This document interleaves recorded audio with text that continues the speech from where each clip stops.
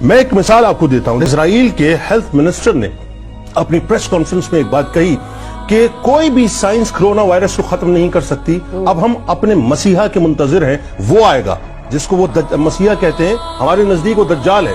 और इस वक्त आपको पता है कि पूरी जो यहूदियत की जो मरकजी लॉबी है वो दीवार गिरिया के आगे खड़ी हुई है और उनका मानना यह है कि अब उनके मसीहा का खुरूज होने वाला है, यानी दज्जाल का खुरूज होने वाला है और वो आने वाला है और वो आकर इस सारी वबा को खत्म करेगा और दुनिया में जो है वो जो किंगडम ऑफ डेविड है उसको कायम करेगा। अब वो उस तरफ बढ़ रहे हैं। यानी जो हेल्थ मिनिस्टर है वो ये बता रहा है बुनियादी तौर पर कि हम अब अपने मसीहा को पुकार रहे हैं। दूसरी तरफ आप पोप फ्रांसिस को देखें कि उसने क्या कहा। उसने कहा कि मैं दुनिया के तमाम कैथोलिक से ये कहता हूं कि वो खड़े होकर दुआ करें, इज्तिमाई तौर पे दुआ करें और जीसस को पुकारें कि इस वबा को इस वक्त जीसस टाल दें। मेरा मानना ये है कि मैं बहुत ही अकीदे से बात करने जा रहा हूं। मुझे तकलीफ है, मेरा दिल कुड़ता है कि मैंने देखा कि मेरा काबतुल्लाह बंद हो गया, मैंने देखा कि मस्जिद नबवी बंद हो गई।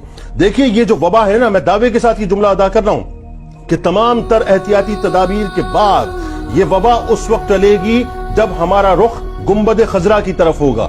याद रखिएगा कि आने वाली मुसलमानों पर तमाम उफ्ताद, तारीख गवाह है, कभी भी मस्जिद नबवी को बंद करने से नहीं बल्कि मस्जिद नबवी के गुंबद के रोशनदान को खोलने से हल हुई है।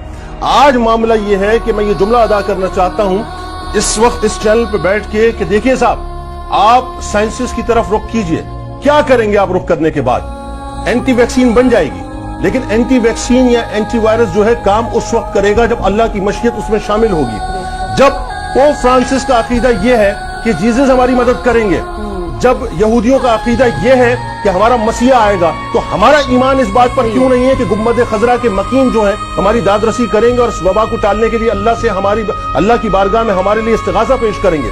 होना यह चाहिए इस वक्त कि मैं ये चाहता हूं कि साहब, हो सकता है मेरी बात पहुंचे कि दुनिया के जितने भी मुस्लिम सरबराहान हैं, कमोबेश 57 ममालिक हैं, देखिए साहब एक फैसला कर लीजिए।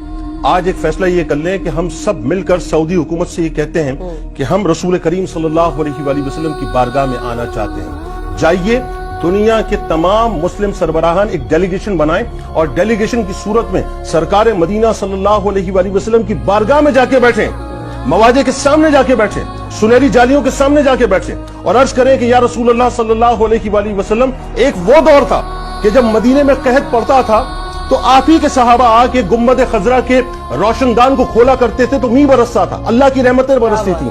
आप अल्लाह के महबूब हैं, आप अल्लाह के प्यारे हैं, ये कायनात आपके लिए बनाई गई है। हमने अपने गुनाहों के बोझ को अपने कांधों पर लाद के आज ये फैसला कर लिया कि आपकी बारगाह में आ जाएं। हम आ गए आपकी बारगाह में, अपने हथियारों को सरेंडर कर दिया, अपनी साइंस को सरेंडर कर दिया, अपनी टेक्नोलॉजी को सरेंडर कर दिया, अपनी ताकतों को सरेंडर कर दिया, अपनी पगड़ियों को आपकी बारगाह में रख दिया, अपनी हुकूमतों को बारगाह में रख दिया।